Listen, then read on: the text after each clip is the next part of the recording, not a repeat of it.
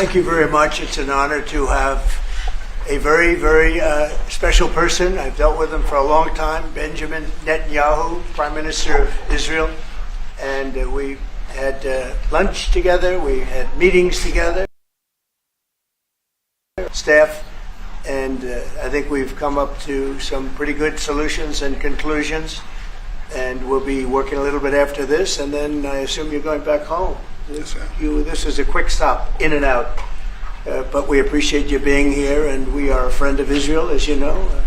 I would say that I'm by far the best president that Israel has ever even thought of seeing. And it's an honor to be so, and to be so thought of. Many friends in Israel, they are not in an easy area. It doesn't go easy, but we are helping them.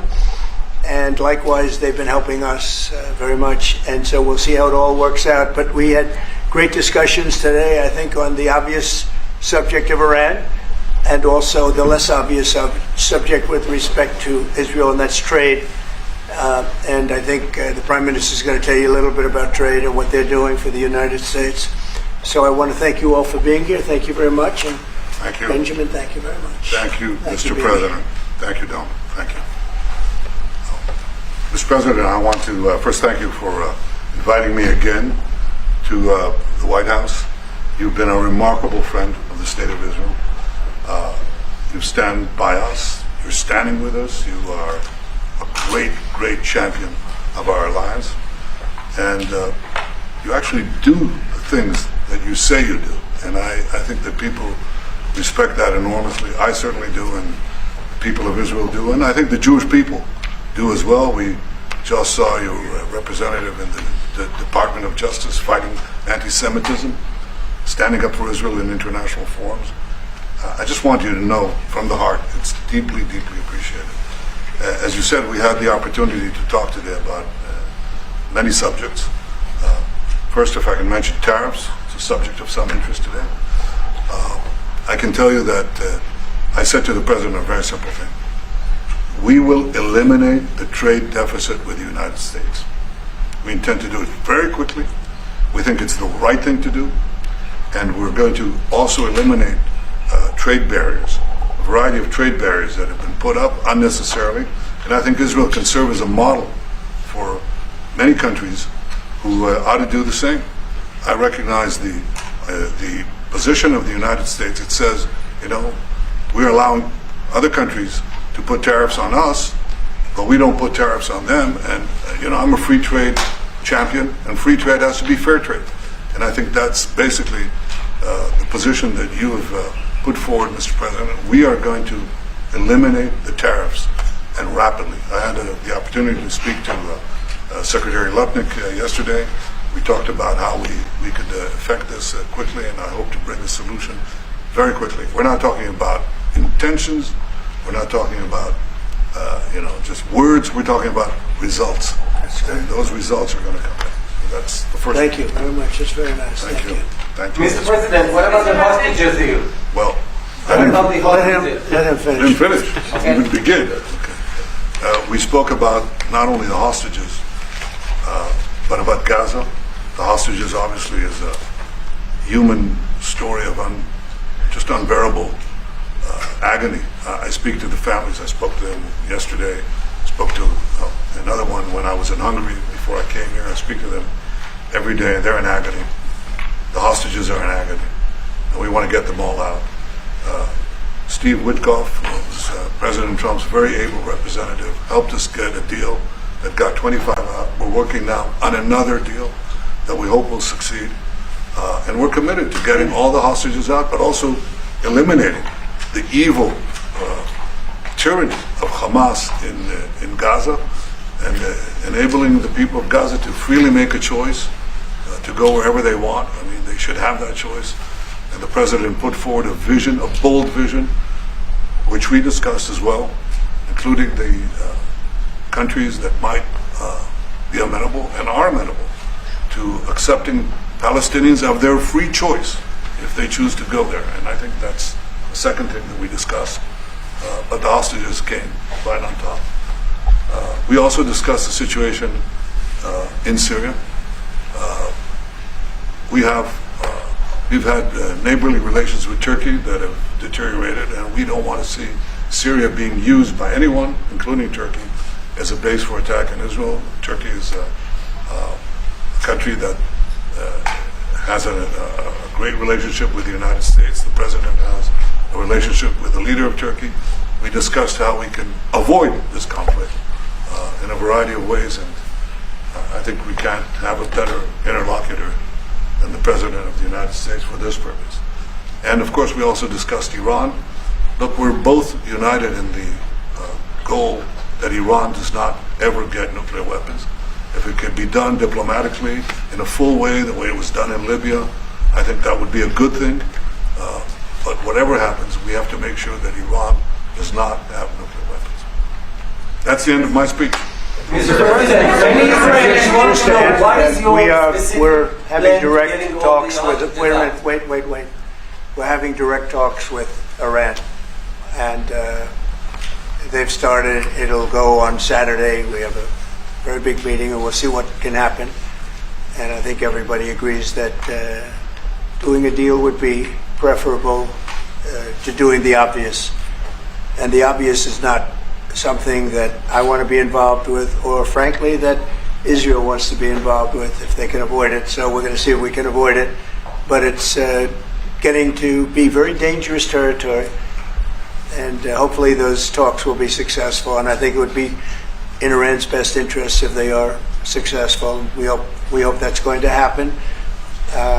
And we had just a lot of good talks on a lot of things. I appreciate very much what you said about the tariffs. We've been ripped off and taken advantage of by many countries over the years, and can't do it anymore. We just can't do it anymore. We can't be the stupid people anymore.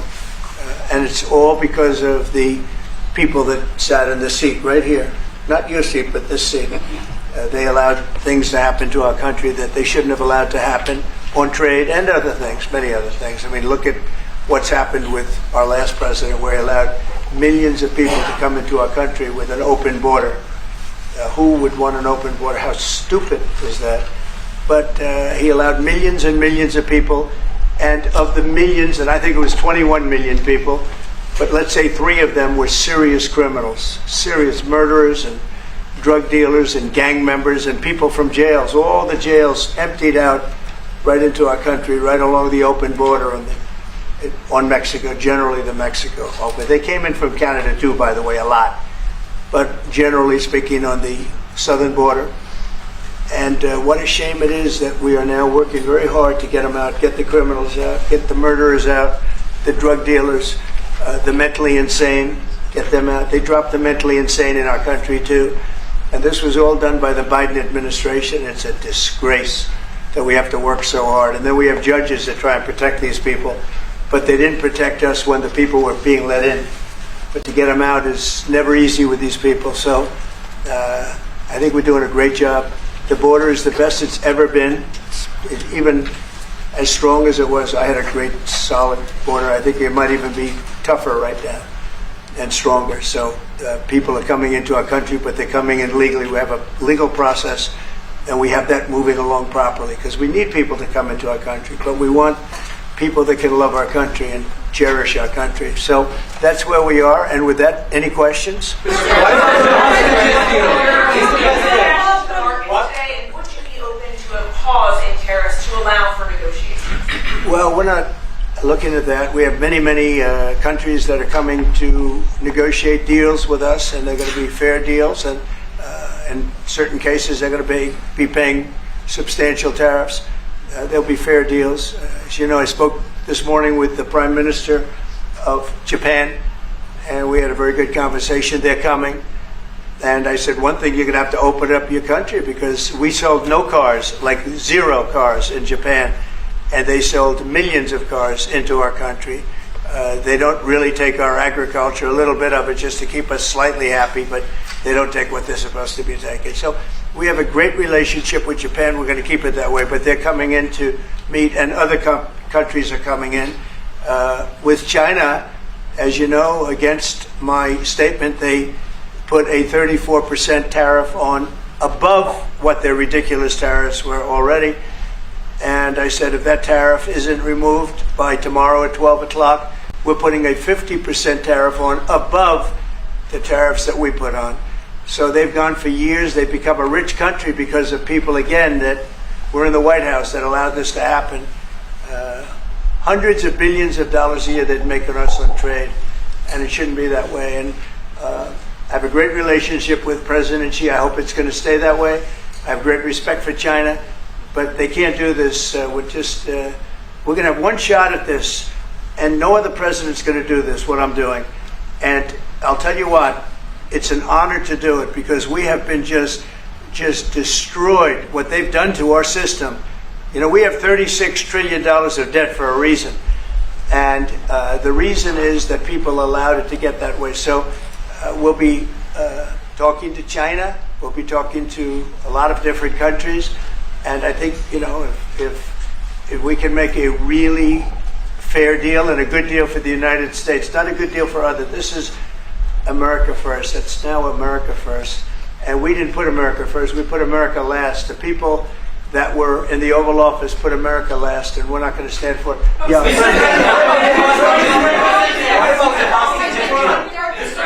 Go ahead.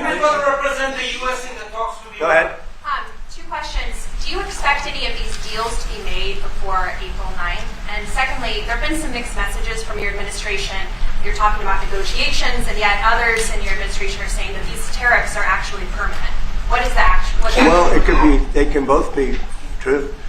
There can be permanent tariffs, and there can also be negotiations because there are things that we need beyond tariffs. We need open borders. You know, we almost had a deal with China where we're going to open up China. It was almost done. Some of you remember it during my first term, and it was very disappointing. We ended up making a great deal. $50 billion worth of product was sold. $50 billion. You'd like that in Israel. And I made that deal, but it wasn't the deal that I wanted. It was the deal that I wanted was that plus they were going to open up China so that our companies could go into China and compete with other countries and China for for a large number of people. And at the very end, that deal was terminated, and we went to a piece of the deal. And there are a lot of things outside of tariffs, but tariffs are very important. But there are a lot of things like opening up countries that were totally closed. China is essentially a closed country. In fact, it is a closed country. And what they do is they charge tariffs so that if you sell cars or if you sell anything, nobody's going to buy it because the price is out of control. But that's true with a lot of other countries also. So we're going to get fair deals and good deals with every country. And if we don't, we're going to have nothing to do with them. They're not going to be allowed to participate in the United States.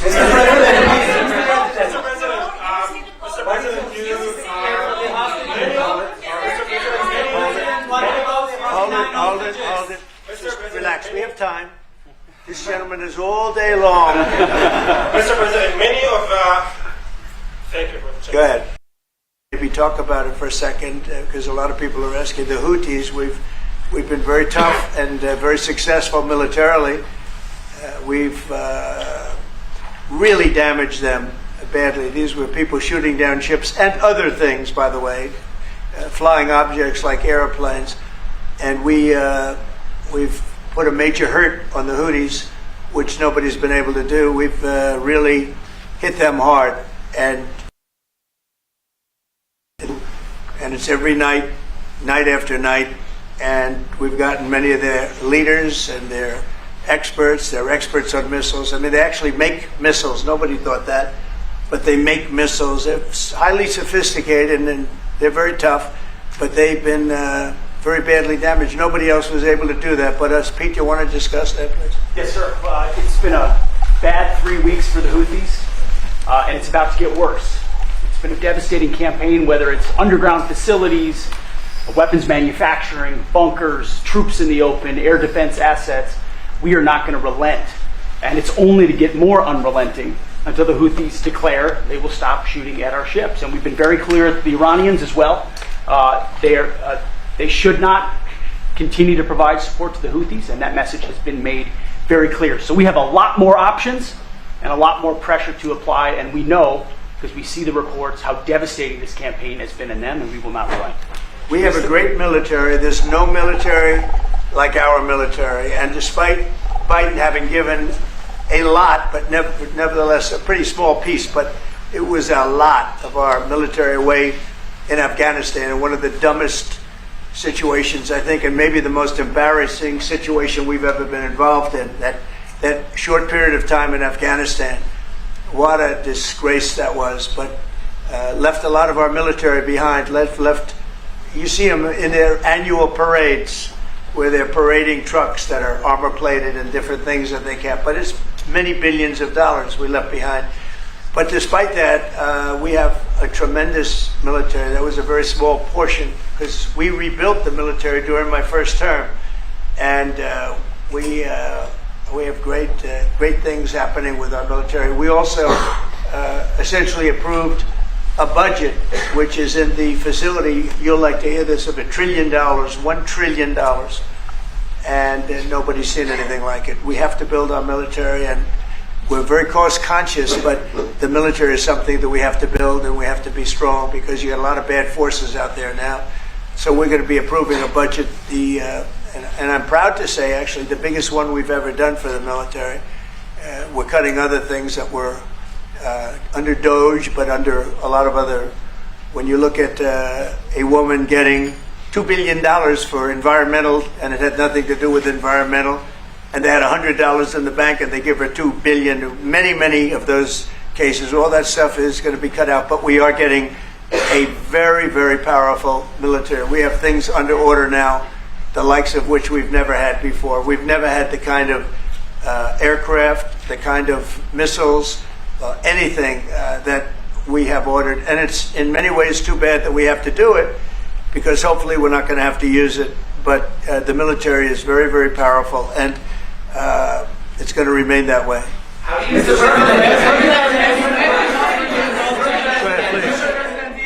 Yes, Queen. Thank you, Mr. President. I want to ask you about Iran, because this is the first time we hear that the U.S. is having a direct contact with the Iranians. Is it possible to give us some more information at what level is the U.S. is High level, involved? very high level, yeah. We're dealing with the Iranians. We have a very big meeting on Saturday, and we're dealing with them directly. You know, a lot of people say, oh, maybe you're going through surrogates, or you're not dealing directly, you're dealing through other countries. No, we're dealing with them directly, and maybe a deal is going to be made. That would be great. It would be really great for Iran, I can tell you that. But hopefully, we're not going to have to get into that. We are meeting very importantly on Saturday at almost the highest level, and we'll see how it works out. Please. how do you ensure, Mr. President, that these tariffs don't drive U.S. trading partners into the hands of the Chinese? I'm not worried about it. I'm not worried about it. If they want to be in the hands of the U.S., they don't want to be in the hands of the Chinese. And the Chinese have turned out to be really not very good at that. People that are with us, they're with us. But we cannot be taken advantage of any longer. I used to watch these deals for years. I've been talking about it for years. You know, I've been talking about it for 35 years, how our country is being ripped off. I mean, 30 years ago it was Japan, then it was something else, then it was another group, then it was China. China's doing the best job of it, frankly. And it's just not going to happen. Not going to happen. And there's the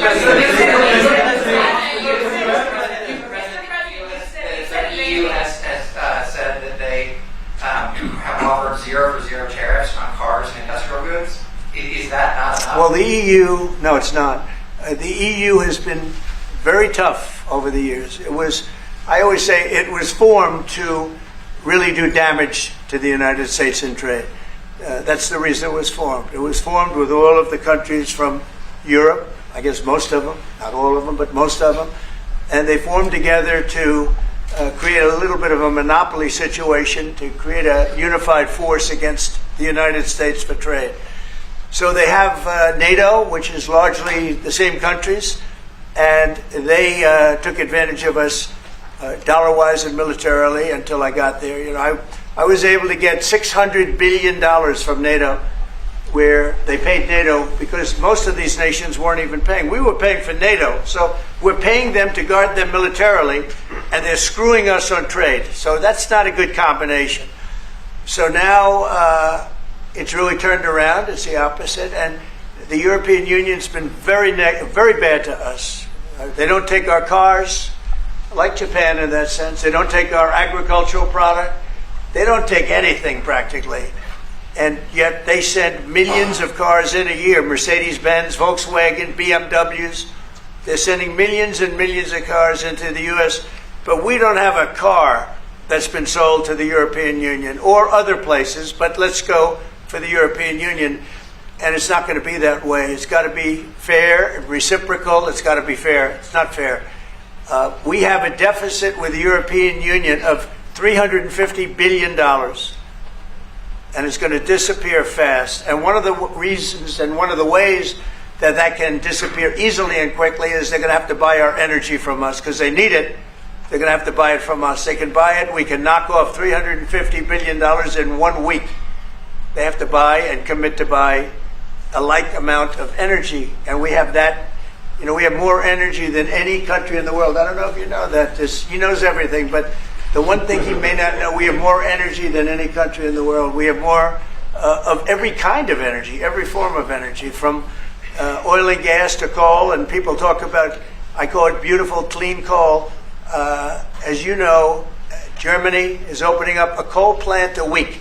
They tried the windmills and it didn't work. They tried all the other solutions and they were ready to go out of business. Now they're doing a coal plant a week. China is now up to 2 coal plants. They're opening 2 major coal plants every single week in China, all over China. And then we're not allowed to use coal.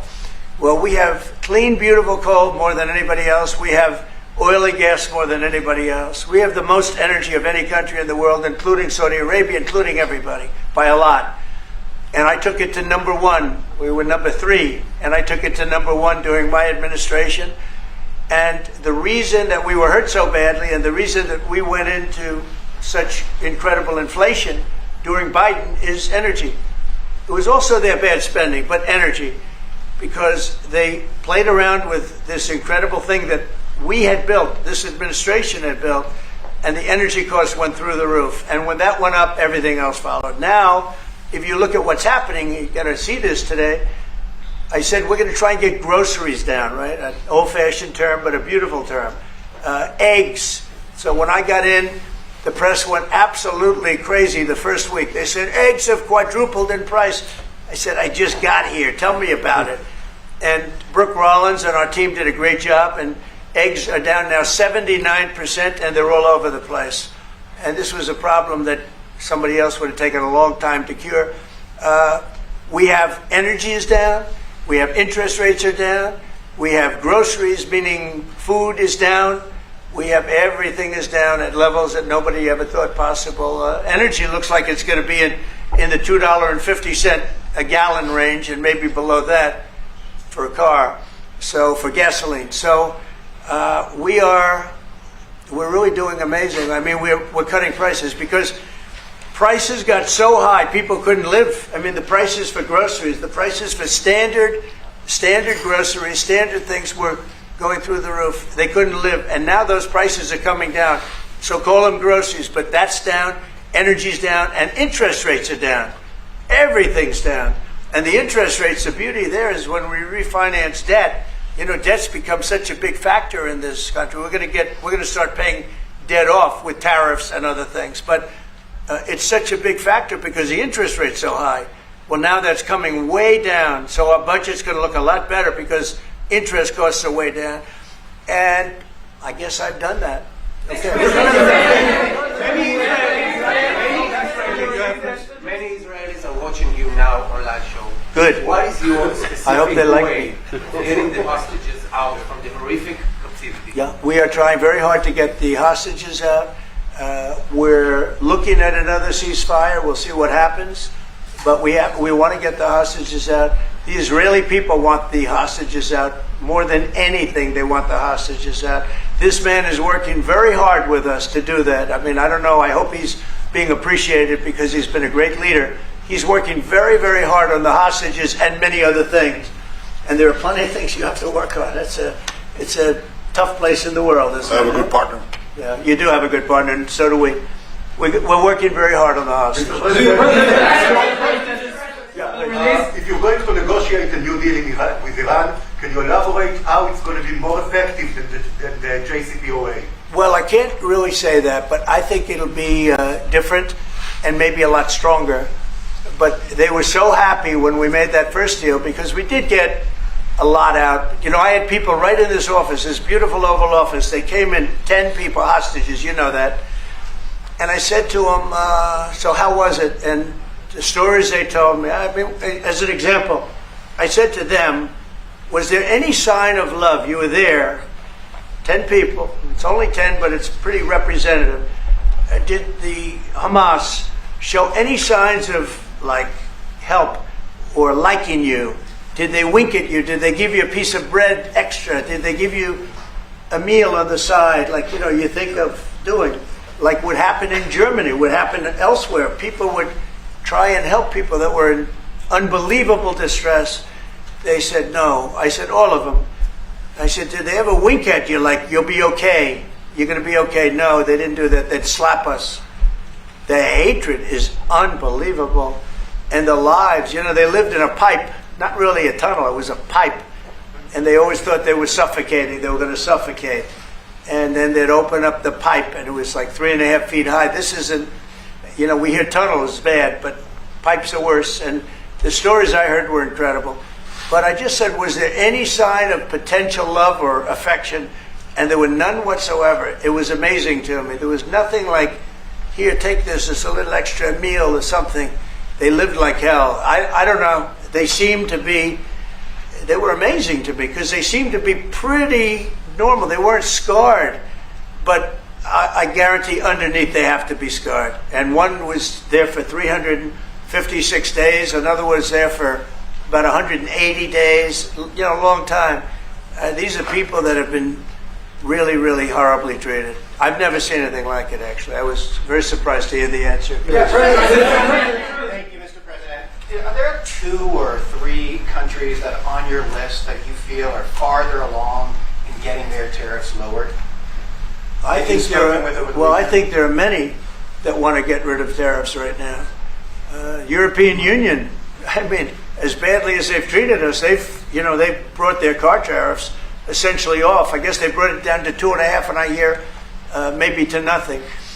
But it's not only tariffs, it's non-monetary tariffs. It's tariffs where they put things on that make it impossible for you to sell a car. It's not a money thing. They make it so difficult, the standards and the tests.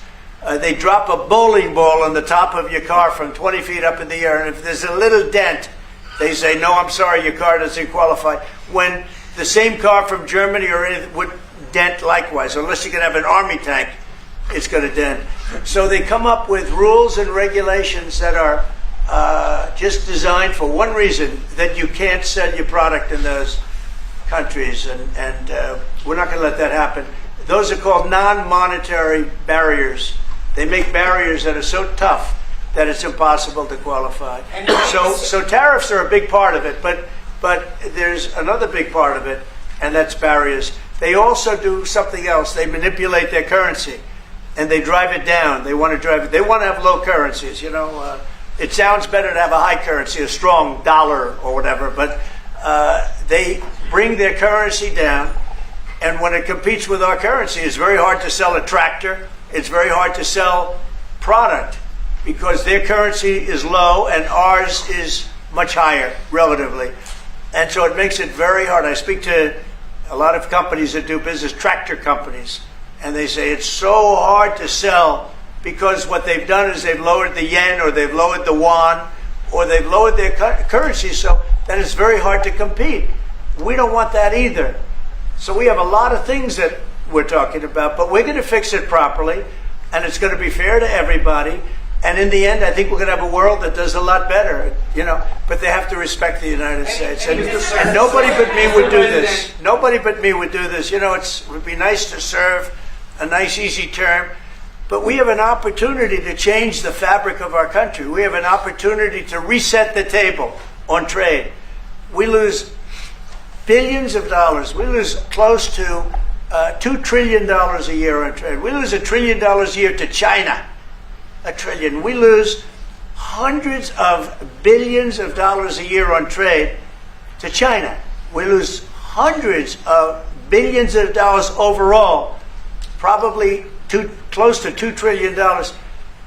Why would we do that? Number one, why would we do that? And then you have to say, is it sustainable? Then you hear about all of the people that say, well, deficits. If we have a deficit with the country, or if the country has a big surplus with us, like China has a massive surplus, that they take and they spend on their military. Well, we don't want that. I don't want them to take $500, $600 billion a year and spend it on their military. I don't want them spending money on their military. And I shouldn't have to spend money. We shouldn't have to spend it either. Because, hopefully, and I said this to President Xi, hopefully it's money that we're never going to use. In other words, because we're not going to use those incredible weapons that we have and that they have. We don't want that. So it's going to be very interesting. It's the only chance our country will have to reset the table. Because no other president would be willing to do what I'm doing or to even go through it. Now, I don't mind going through it because I see a beautiful picture at the end.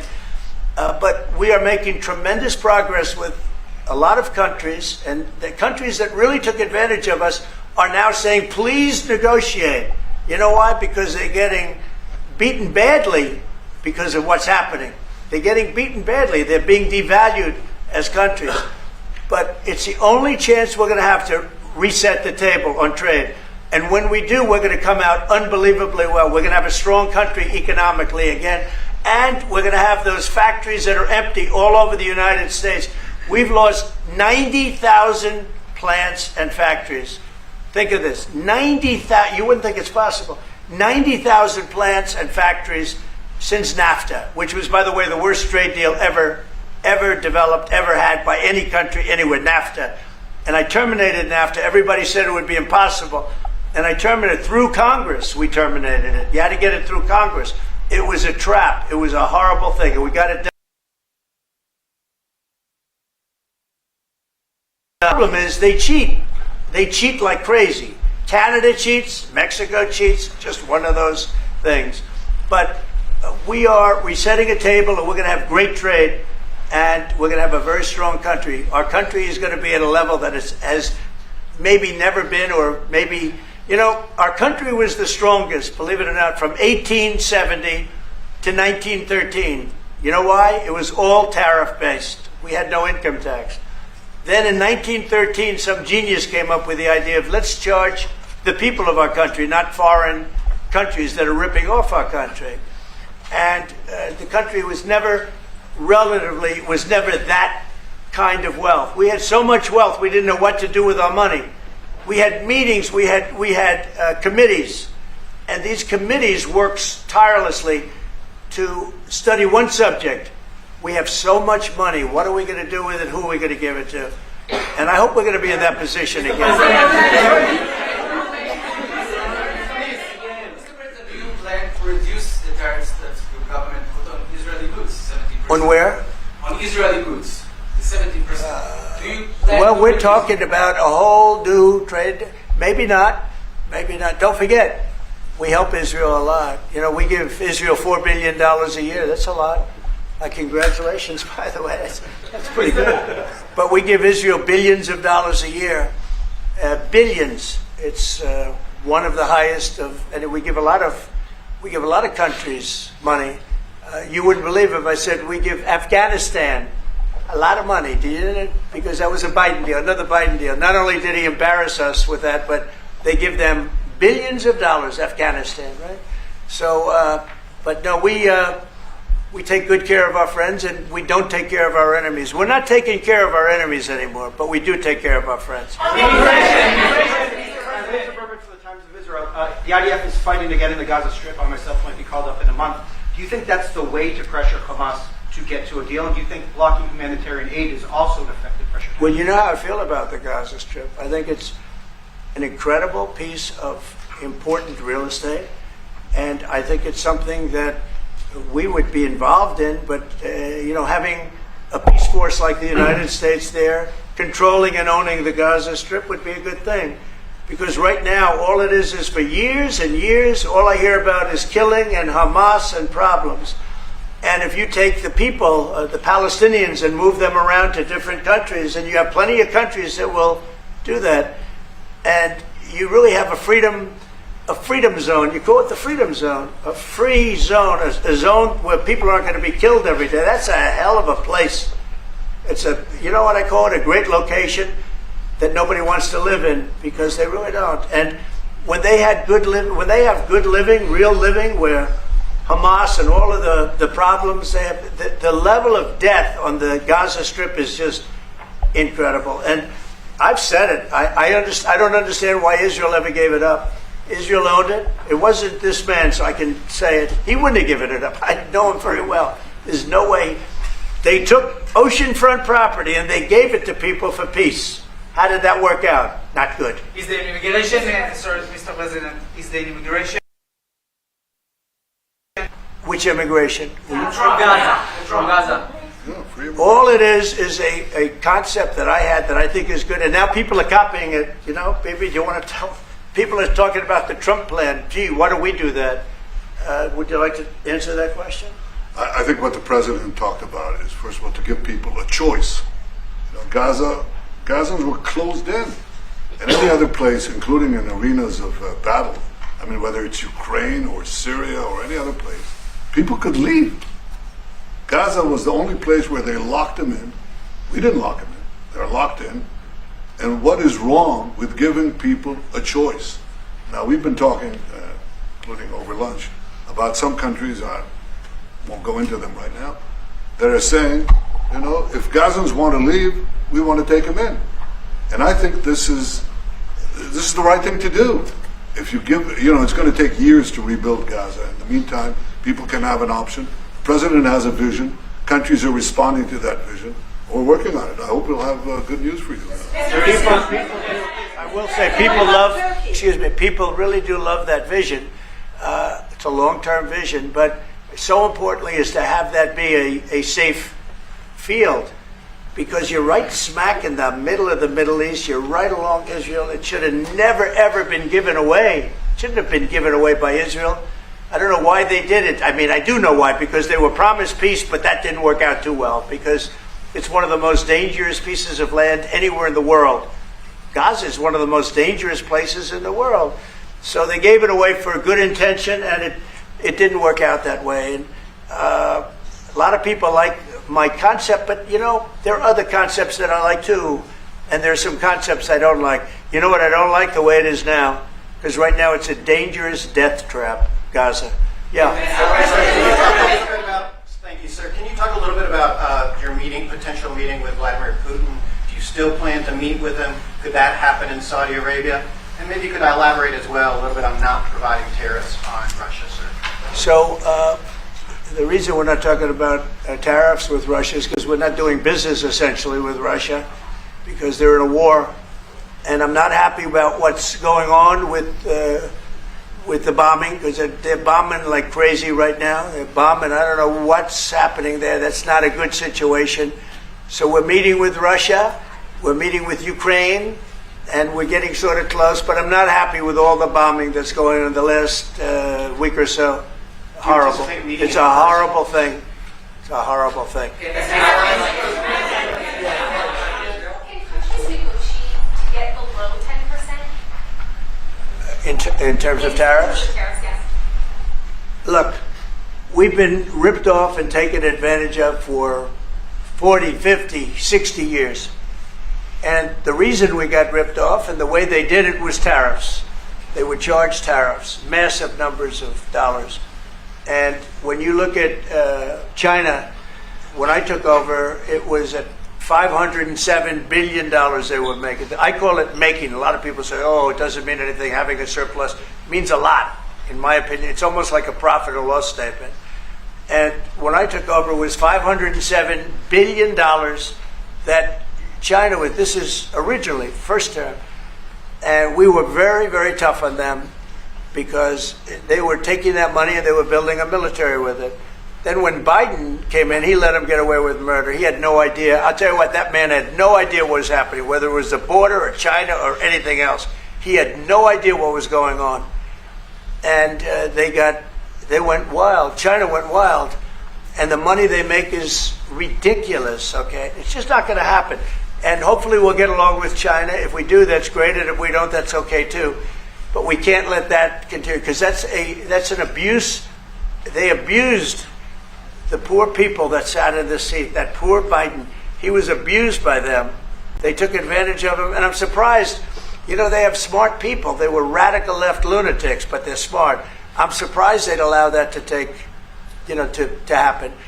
But we are going to bring great trade, and we're going to be fair to other countries. And I will say this, virtually every country wants to negotiate.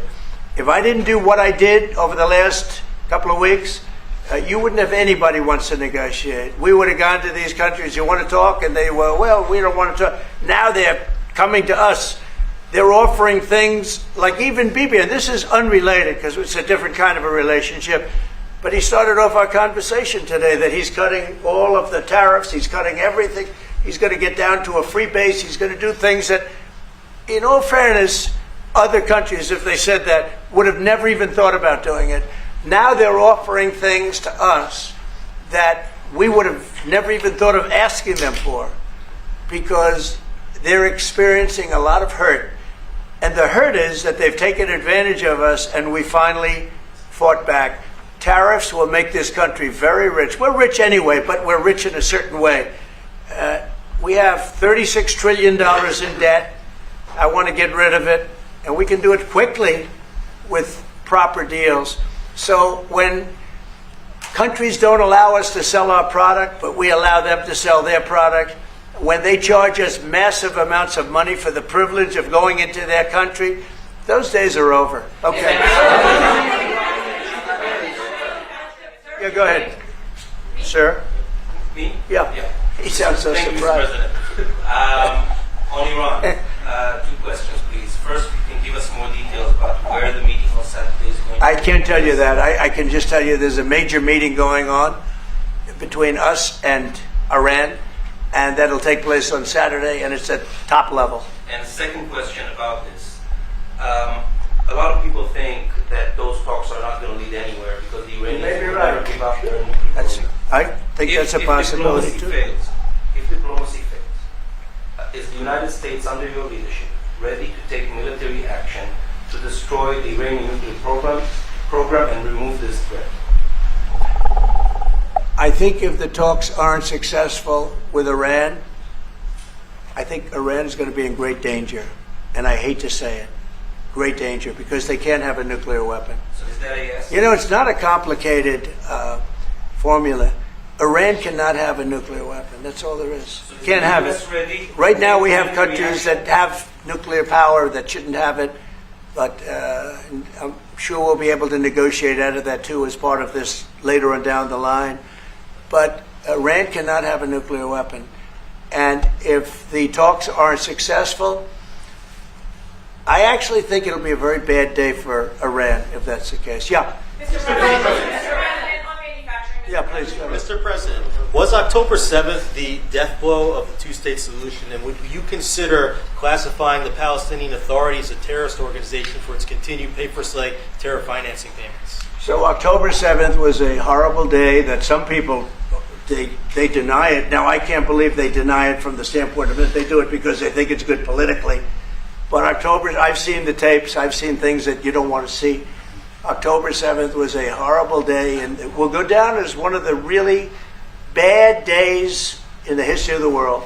It was a horrible, horrible thing that happened. And they grabbed some of these people. I'll give you an example. When I was with the 10 hostages a few weeks ago, I said, so how many are there? 59. I said, oh, so 59, so we can get 59. They sort of knew the territory pretty good. And I said, how are they doing? They said, well, only 24 are living, the rest are dead. And these are young people largely. Young people don't die. You know, young people have an amazing ability to live. They can live through horrible things. But these are young people. And when they said that 24 are living and the rest are dead. And, you know, I've had parents come up, Israeli parents largely. We have some Americans, and I guess we have one left. Alex, we have the one left. But I've had Israeli parents come up to me at events and say, my son is there. I said, well, how's he doing? Well, he's dead. But would you do me the biggest favor ever? Could you bring his body back home? They talked about a young dead boy and a young dead girl like they were living. And that could have something to do with religion. That could have something to do with, I guess maybe any parent would be, but I was surprised. They said, sir, my son is dead. It is just as important to bring that body back home. I asked that question as if he were alive. So you have a lot of them dead, and we'll be able to bring them back. But it's a horrible thing that's happened. These are young, largely young people. Some old ones too, frankly. And those people have lived in hell. When they came off, the second group that came out, they looked like they just got out of a concentration camp. They looked exactly like the pictures that I'd see from the 1940s, the concentration camps. And then they got a little bit better, you know. But that second group, those people came out, and I said, this is unbelievable. We're going back into a chapter in history that is one of the worst ever. It's really very bad. Okay?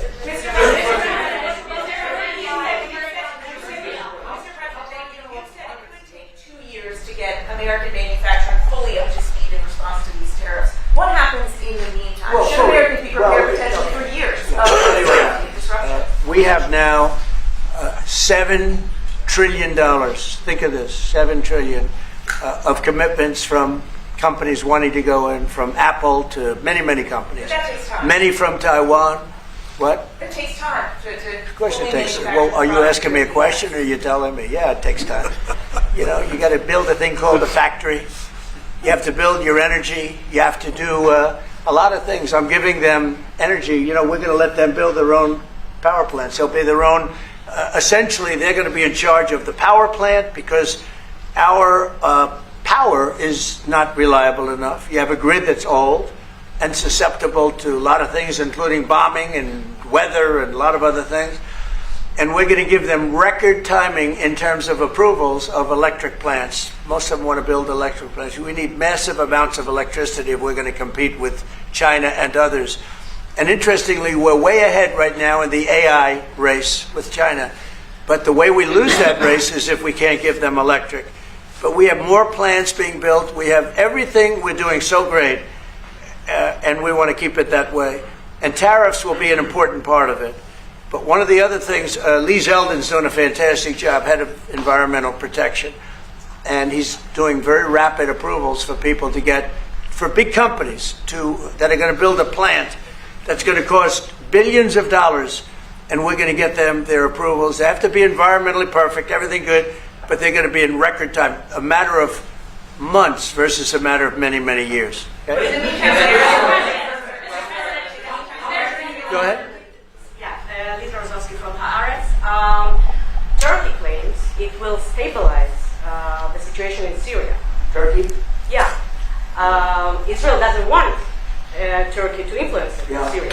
What do you think? Do you think Turkey's influence in Syria can actually make it a better, more peaceful country, or vice versa? Well, I have great relations with a man named Erdogan. Have you heard of him? And I happen to like him, and he likes me, and I know the press will get very angry. He likes Erdogan, but I do, and he likes me, and we've never had a problem, and we've gone through a lot, and we've never had a problem. We've always got, as you remember, we got our minister back from Turkey. You remember that? And this was a big deal at the time, and we got him back. And I told the prime minister, I said, just, Bibi, if you have a problem with Turkey, I really think I'm going to be able to work it out. You know, I have a very, very good relationship with Turkey and with their leader, and I think we'll be able to work it out. So I hope that's not going to be a problem. I don't think it will be a problem. Now, with that being said, I believe it was Turkey, and I said that to him. I said it. I said, congratulations. You've done what nobody's been able to do in 2,000 years. You've taken over Syria with different names, but same thing. I said, you've taken it over. He's taken it over through surrogates. He goes, no, it was not me. I said, it was you. But that's okay. You don't have to say, well, sort of maybe was me. Okay. But what he did, look, he's a tough guy, and he's very smart. And he did something that nobody was able to do. You know, you got to hand it to him. Any problem that you have with Turkey, I think I can solve. I mean, as long as you're reasonable. You have to be reasonable. We have to be reasonable. Thank you very much, everybody. I appreciate it.